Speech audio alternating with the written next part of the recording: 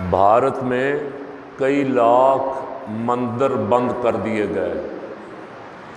مسجدیں کھول دی گئی۔ حکومت ہندوؤں کی ہے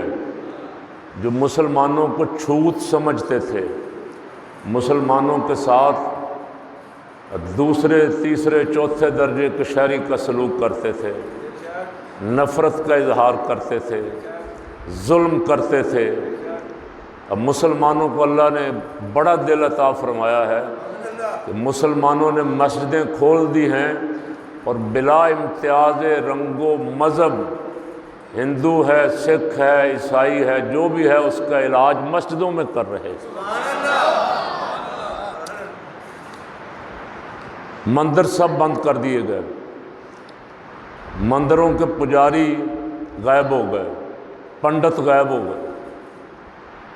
اور اربوں خربوں ڈالر، میں نے ایک جگہ سنا رات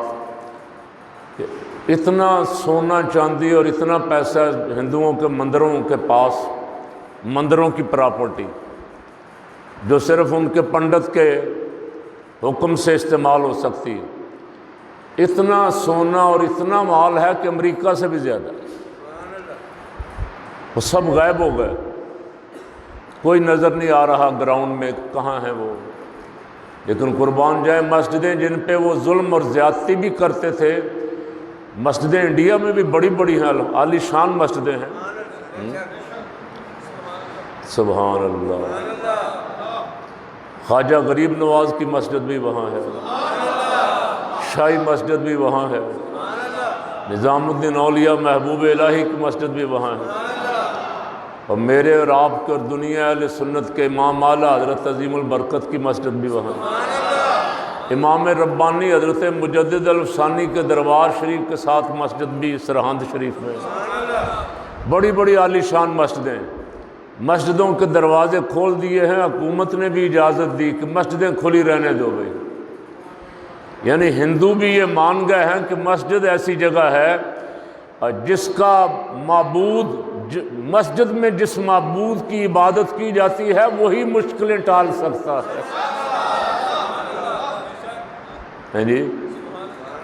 مسجد بھی اگر بند ہو جائے تو کہاں جائیں گے، کس کو پکاریں گے؟